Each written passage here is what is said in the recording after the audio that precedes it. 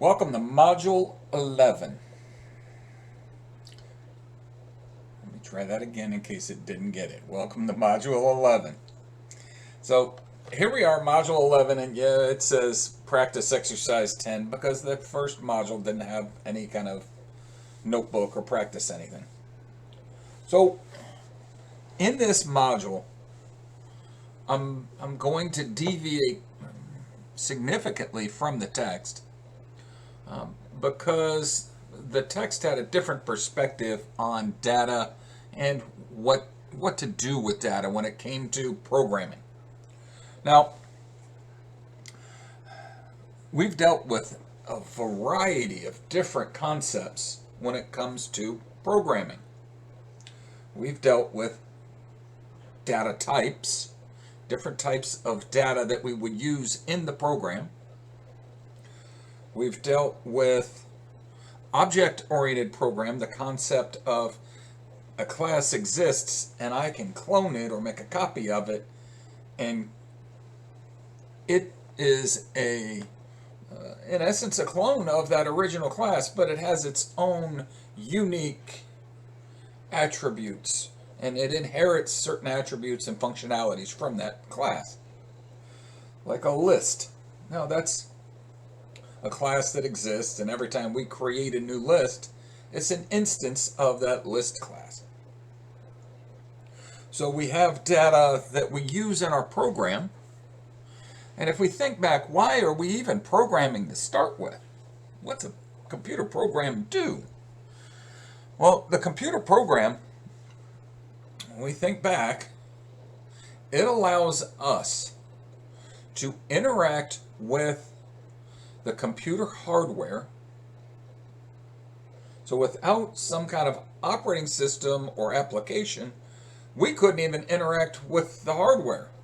I mean, we could sit there and hit keys on a keyboard, but that doesn't necessarily mean anything's going to happen. That's just us touching some device. There needs to be some kind of programmatic back-end digital thing that's taking place for us to interact with this hardware. And it's not just interacting with the hardware, it's performing work for us. And we think back to the history of programming. Where did computer programming come from? Who was the first ones to actually be doing computer programming, and what was their agenda? Why did they want to program a computer? Why did they even need a computer? Well, in essence, it was to perform calculations early on. Back in the day, we didn't even have calculators. And then when they came up with calculators, wow, these things are awesome. We don't have to write all this stuff down on paper and do it in our mind. We can actually have some device that does it for us. And that's where we're at now here today. We've got devices that can perform tasks for us. And I think back to when I was in high school, you had to have a calculator to do whatever you needed to do. And if you want to know what time it was, you looked at your watch on your hand. Well, today, I've got a mobile device that performs all that functionality for me. And it'll remind me of appointments I've got coming up with a calendar. So there's so much going on, and that's all computer programming that's doing that for me. But those computer programs, those applications, they need someplace to store data long term. Everything that we've done for the most part up to now has been data that exists in short-term volatile memory. And when the program ends, that temporary memory is gone. Now, we can save this data, save our work, if you will, long-term in a number of different places. And in this first video, I'm going to talk about the different places that we can keep data. And in this particular module, I'm not going to talk about putting data somewhere else or long-term storage, saving to the source. I'm just going to look at how to go get data from somewhere. So the data exists. It may be some data somebody gave me or some public data source. And I need to go get it so I can perform calculations on it. Maybe find out some statistical information about whatever that data may be. In, I think, module 13, we'll go deal with files themselves, and we'll create directories programmatically, or have the ability to create directories programmatically. And one of the things that we'll deal with in this module that we'll have to take into consideration in that module 13 is the fact that we're working in a cloud-based environment. And we've run into a few hurdles here and there when it comes to things that we would do in Python relative to local files. And there's been a couple of things that we can't really do. When we think about modules, I can't run modules in Colab because modules are files stored locally, folders stored locally, if we're talking about some packages. So there's some issues there that we'll overcome them, and I may just deal with those things conceptually and not require you to actually program to do them, but have an understanding of how they work. There's a lot of things that I want you to understand how they work, and it's not critical for you to actually perform the task.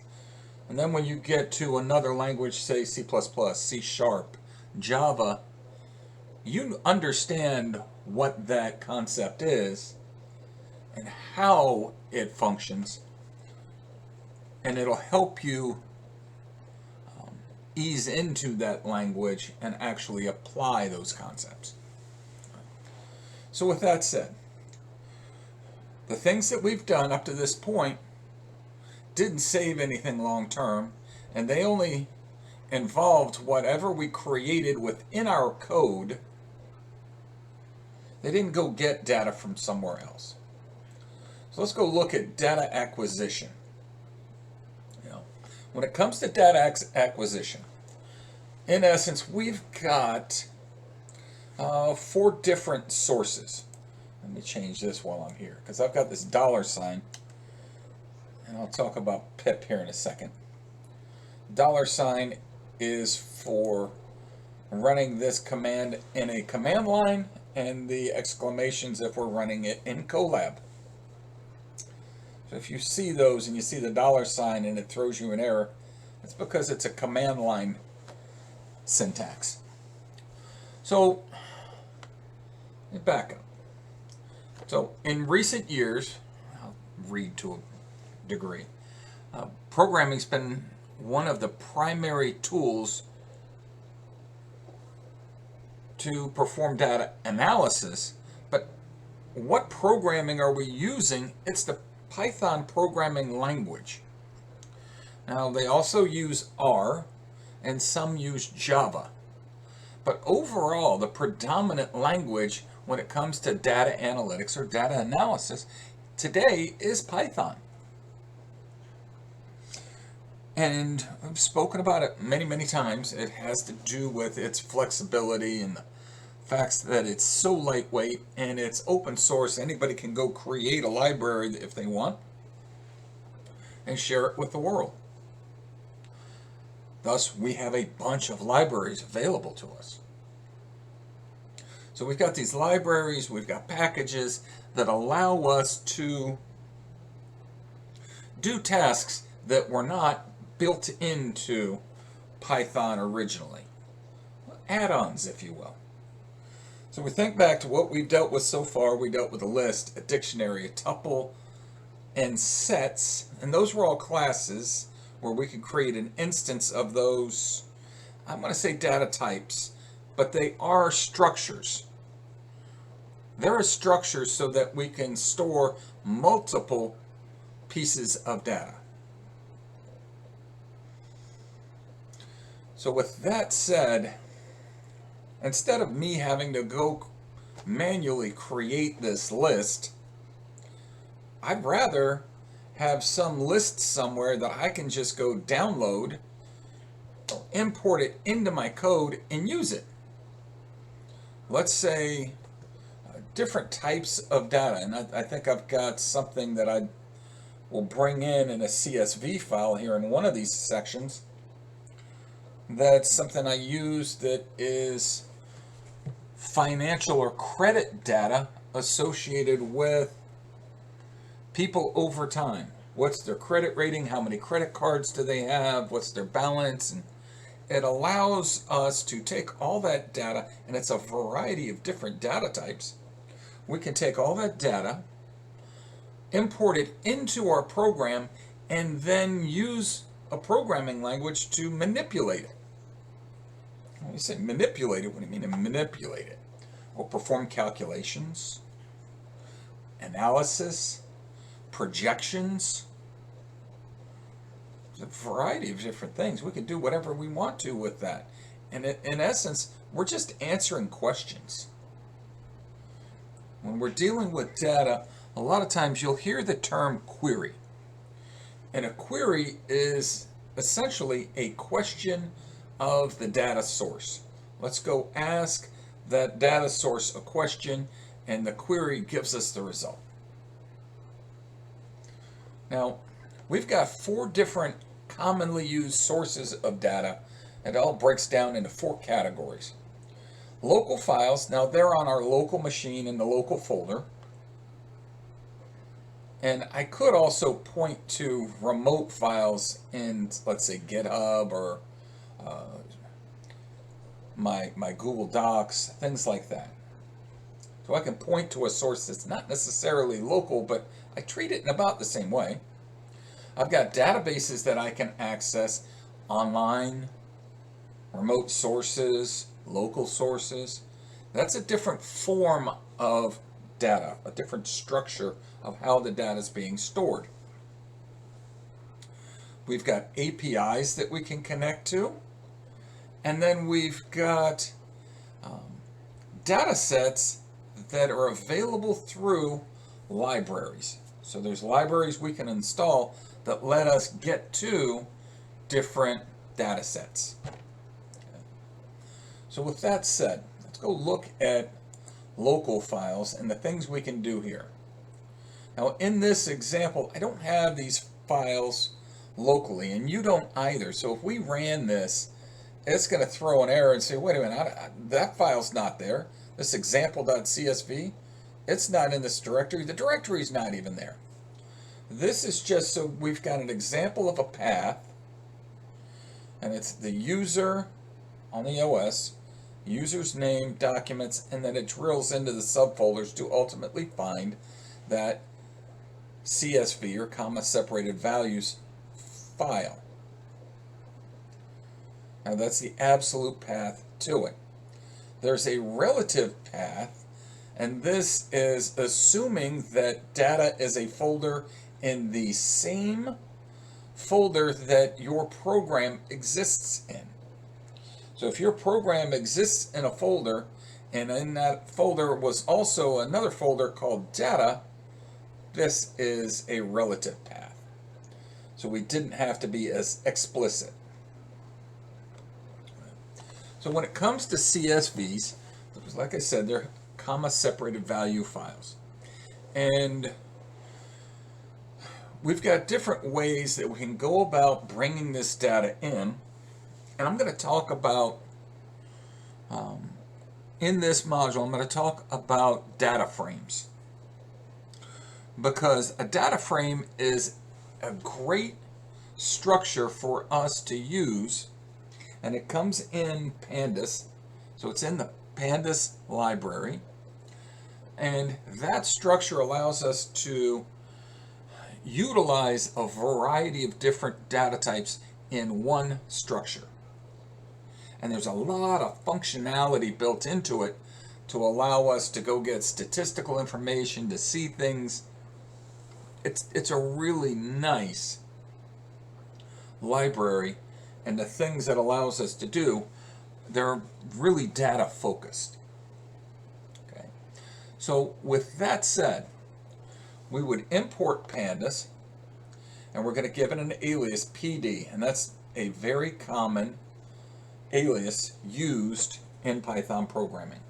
So when you see PD dot, you'll just know that's somebody's imported pandas, and that's an instance of something in pandas. So they've imported pandas. We have a path to the data, and we store that in a variable. So here's the path. There's the variable for the path. It's just a string. That's all it is. We pass that string to this pandas object, has a read underscore CSV method in it. So there's some functionality built into pandas that allows us to read a CSV file. And we go read it, we pass it the value of what we want to go read, we read it, and we store it in this df underscore from CSV variable. I always say variable. What kind of variable is it? It's a data frame, and when I moused over it, it popped up there for a second. There it comes. See, it says it's a variable coming from text file reader, and it's a data frame that's being stored in there. We put a df somewhere in there. You could put the df in the front, put the df in the back, but having that df in the variable name allows us to, at a glance, know the data type. So the name could describe what it is, what's in it, and the df lets us know the form that it's in. That's an instance of what? This .info allows us to get info about that data frame. And I'll pull some up here in a little bit so you can see what .info, what that method gives you. And you need to have the parentheses on these for it to function and actually invoke that method. So if I ran this, it's going to throw me an error because that doesn't exist. It's not there. So I'm going to go ahead and clear the output so we don't have to see it. But if I did something similar, now this one's not local, but conceptually it's similar. Here's the path to go to get to it. I store it in a variable. That's a string. And then I break that up by how it's segmented. I want to split this thing up, and by doing that, it allows me to take that URL and pass it to the CSV. If I didn't do that, it wouldn't work correctly. So I can have something in my Google Drive, as long as it's shared. When we think about these Colab links, this is very similar to a Colab link. So you can have something in your Google Drive. If it's a CSV, you put this next line in there to break that thing apart, and then you pass that to the pandas reader. See, that's the same thing we saw above, but instead of passing it that variable, I passed it a different variable. It's a valid URL here, goes in, and I'm going to store it to credit underscore df. Credit implies what's in it, it's credit information, and it's a data frame. So here where I run credit underscore df, name of my variable, .info, that method is going to perform a task for me. And it's going to tell me the different columns that I have, column 0, 1, 2, 3, all the way across. So think about this like it would look similar to an Excel spreadsheet, columns and rows. Okay. So it has 10 columns and 400 rows. Range index from 0 to 399, 400 rows. Each column has some values. So this is giving us info about that data frame. Now there's some other things that I can find out about it, and we'll talk about those later. But that's pulling from a CSV. I can pull from an Excel file. So in theory, if I had an Excel file instead of a CSV, here's what I would do. I would do read Excel instead of read CSV. Point to it, get the path. If it was local, we go in this layout. If it was remote, we'd do the one above. And then just do the info. We've got text files we can do the same thing with, and we would read those in line by line. Okay. I've got a link up above if you want to go dig into that. All right. And we'll deal with that in Module 13. We'll be reading and writing from them. So that's text files. We can have multiple files and folders that we want to deal with. Let's say I've got this structure that's BBC Sport. It's my overall folder. It's got 5 subfolders, and in each one of those are .txt files. Here's how I'll go through. And I'll open the file. And the file has to have a name, the type of connection I have to it, and what kind of encoding is it. Now my connection to the file, and this is how this breaks down, is I've got to have some imports, the path to the folder, the parent folder, the BBC Sport. I'm going to define some genres for whatever's in there. And then I'm creating some function called read and split file, and I pass it the name. The name comes in, and what am I going to do with it?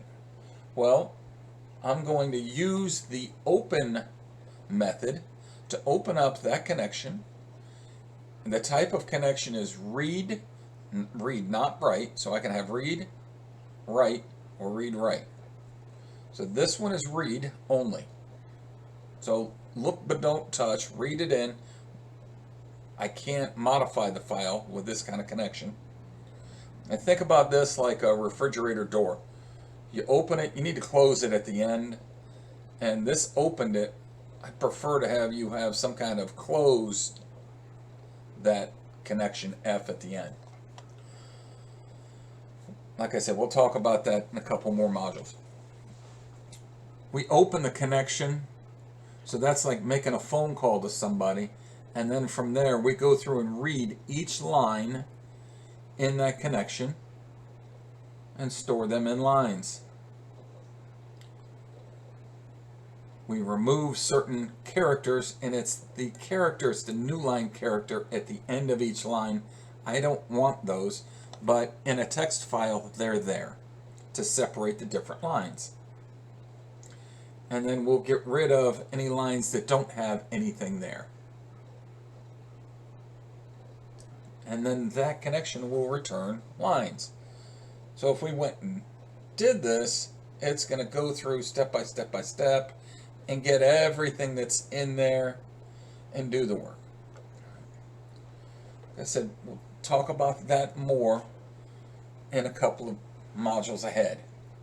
But just understand, from this standpoint, what we're dealing with now is the different sources to go get data.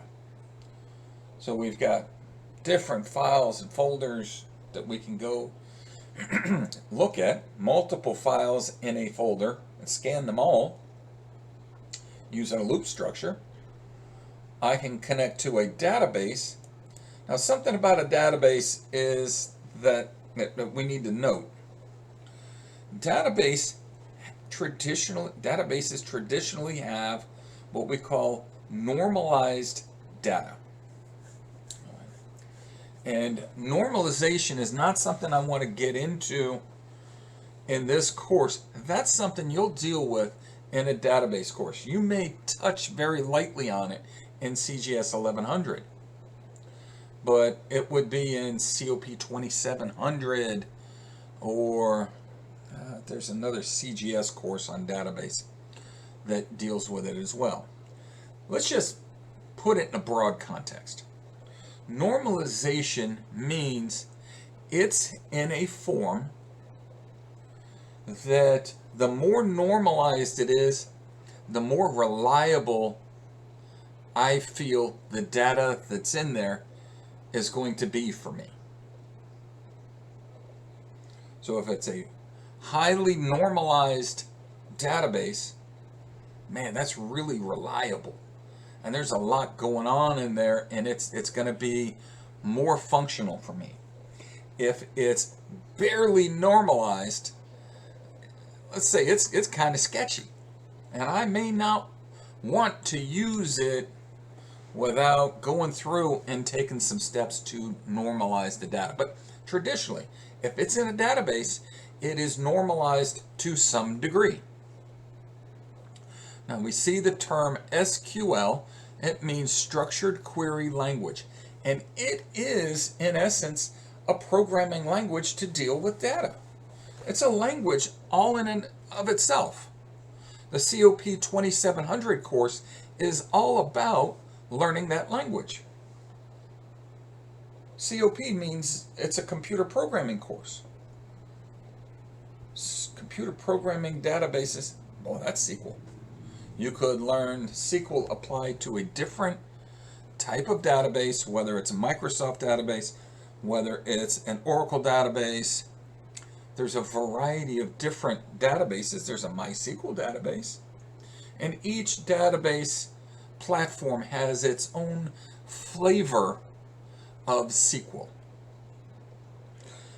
Flavor meaning, if I was talking about languages, and for example, Spanish has a number of different dialects. So there are a number of different dialects or flavors of SQL. And they're not all exactly the same. But in essence, they've got the same or similar foundation.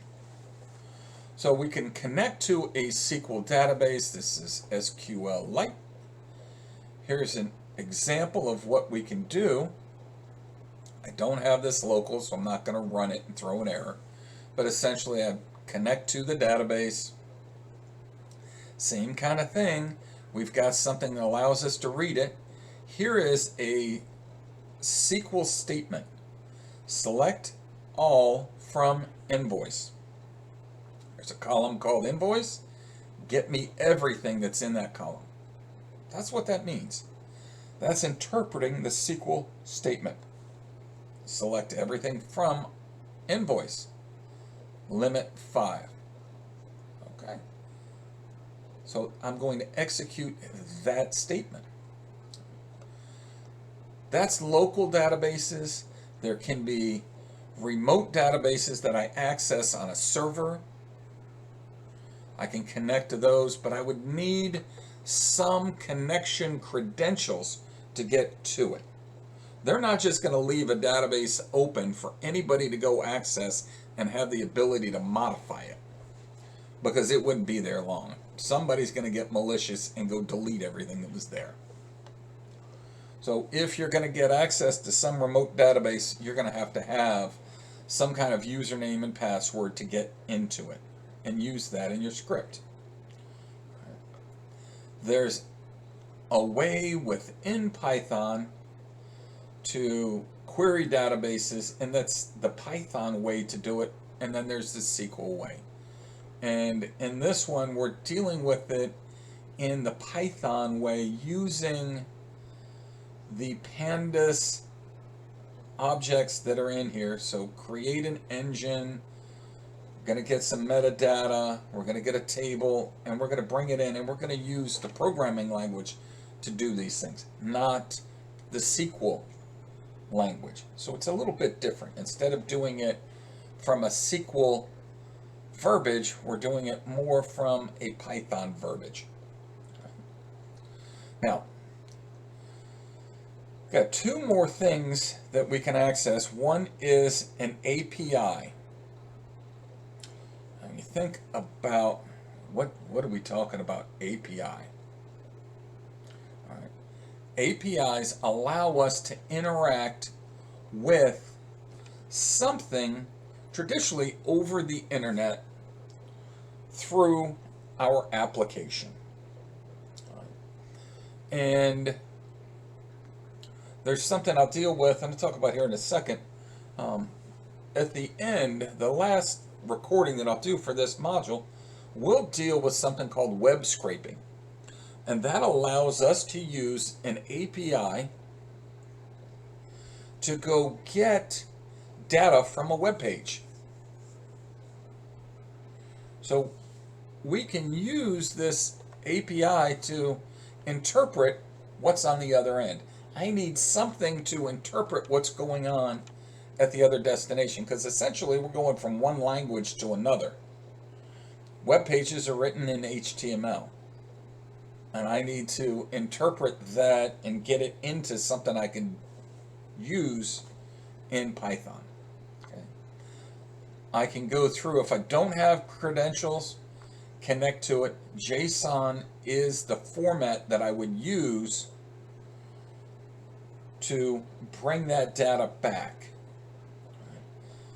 So I've got the request that I need to import the request. Once I run that request, requesting from where? HTTP, and there's the URL. All right. I bring it back, and that's my response. Boom, there it goes. So this may actually run for me. Let me see. It ran. It went to this API for opennotify.org. I didn't need credentials to get into it. And there's information in there about Astros. It's in JSON format. It goes and gets it, and it tells me, yeah, we're good. We got people. What do you see right here? When you look at this, what's that look like? You're right. That's a dictionary. This is a list of dictionaries that's been pulled in. And then we go set this thing up, and we put it into a data frame. Here's the data frame structure. It's like a table. Columns, there's two, and rows. So we go get data that's in dictionary format, and we convert it into pandas data frame format. And then we show the head. Traditionally, by the head, we get the first 5 records in there. I could put another number in there, say head, and pass it the value 20 and give me 20. Now, beyond that, you could have credentials to go do what you need to do. Same kind of concept. And then lastly, the last thing we're going to deal with in this first section is getting data sets from libraries. So there's libraries that allow us to go get some things from different APIs or different sources. So we've got this pandas data reader, and I already imported pandas. So now say I want pandas data reader, import data, make sure my data reader is upgraded or updated. And I say, you know what, let's go, and this is much like what will happen later on in that last video. Let's go to some online data source. We're going to go to Yahoo. And we're going to go to Yahoo's financials, and I want to get, for the ticker symbol AAPL, I want data from this date to this date. Run it. And it'll go get all the data from those dates, and boom, here it is in a data frame. This is web scraping in a narrow way. I didn't scrape it from HTML. I went and got some data from a data source that was online. So it's scraping of a source, but we look at this more as pulling data sets from some online source, and we're doing it using an API. And we got into that source, pulled the data, and we're essentially we're doing a query. Give me all the data from this date to this date where ticker symbol is this. Boom, here you go. Here's all the data you asked for. And I can run different commands on that ZM data frame to find out. Let's go run one. Where did it just put me?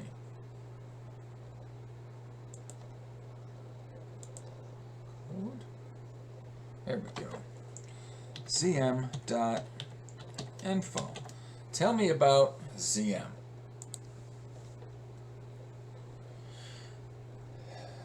So that data frame that we just got from Yahoo, 2,674 entries.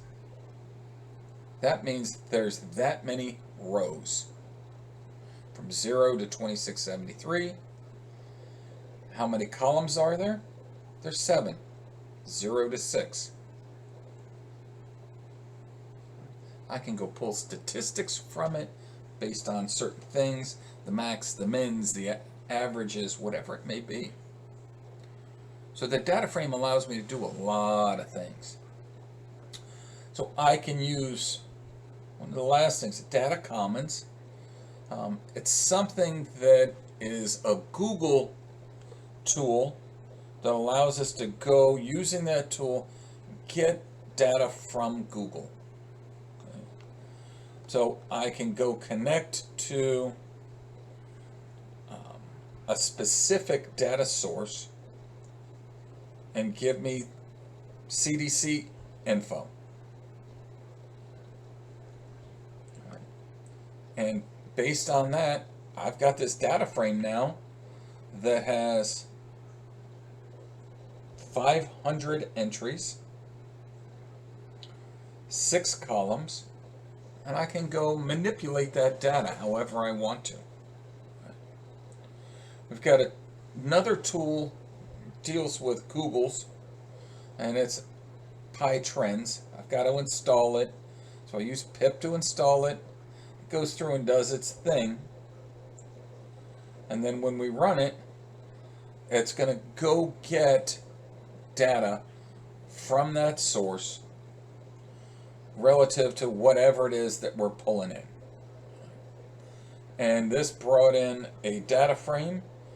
We've got 3 different columns, and I'd have to run info to find out how many rows I got. But there's another source for us to get data.